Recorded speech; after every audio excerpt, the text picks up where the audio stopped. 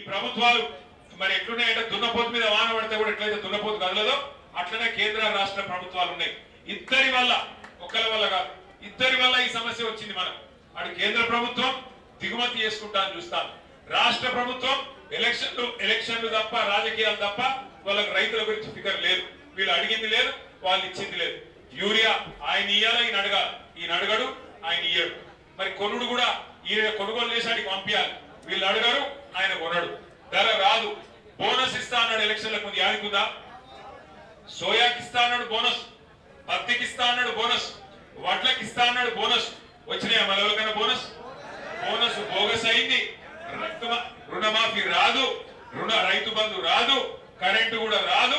ఆఖరి కష్టపడి పండిస్తే పంట కొనేటోడు కూడా లేడు. ఈ మాయిశ్చర్ విషయంలో కూడా వెంటనే ప్రభుత్వం సిసిఐ ముఖ్యంగా స్పందించాలి. 20 నుంచి 22% ఉన్న బరాబర్ కొనాలి. గతంలో ఎట్లయితే కేసీఆర్ ప్రభుత్వం ఉన్నప్పుడు కొనిపించినామో అదే పద్ధతిలో కొనాలని చెప్పి కూడా మనం డిమాండ్ చేస్తా ఉన్నాం. దాంతో పాటు ఈ యాప్ ఏదైతే ఉన్నదో కపాస్ కిసాన్ యాప్, దీన్ని వెంటనే రద్దు చేయాలి. రద్దు చేసి ఇదివరకు ఎట్లయితే కొన్నారో పాత పద్ధతిలో అదే పద్ధతిలో కొనాలి. అట్లాగే పెద్ద మనుషులు రైతులు ముఖ్యంగా లేడీస్ వాళ్ళ బయోమెట్రిక్ సిస్టమ్ కూడా తీసేయాలి.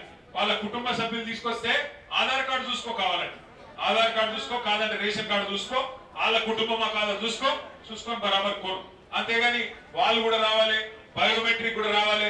ఒక మాట తమ్ముడు కరెక్ట్ గా అన్నాడు, ఒక రైతుకే గిన్ని పరీక్షలా? బ్యాంకులలో 1000 కోట్లు ఎత్తుకపోయినాకేమో ఏం పరీక్షలు ఉన్నాయి, ఆయనకి లోన్లు ఇచ్చినప్పుడు ఏమున్నాయి. కానీ రైతుకు మాత్రం ఫిగర్ ప్రింట్ పెట్టాలి, కాలి ముద్ర పెట్టాలి, ఏలి ముద్ర పెట్టాలి, తలరాత చూడాలి. ఇన్ని చూసి ఆఖరికి కొనాలి. ఆ కొనుడు కూడా చక్కగా కొనాలి.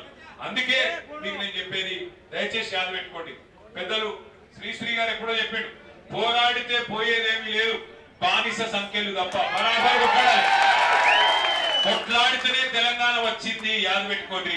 ఎవ్వరు ధైర్యం కోల్పోవద్దు, ఎవ్వరు సావద్దు. అవసరమైతే 2 ప్రభుత్వాలను సావగొట్టాలి, కానీ మనం సావద్దు. ఎట్టి పరిస్థితుల్లో 2 ప్రభుత్వాల మెడలు వంచదాకా తప్పకుండా కేసీఆర్ గారి నాయకత్వంలో మన పార్టీ మీతో ఉంటది, అండగా ఉంటది, నడుస్తామని చెప్పి మళ్ళొకసారి తెలియజేస్తూ, నష్టపోయిన రైతులకు ఆఖరికి ఒక మాట చెప్తా ఉన్నాం.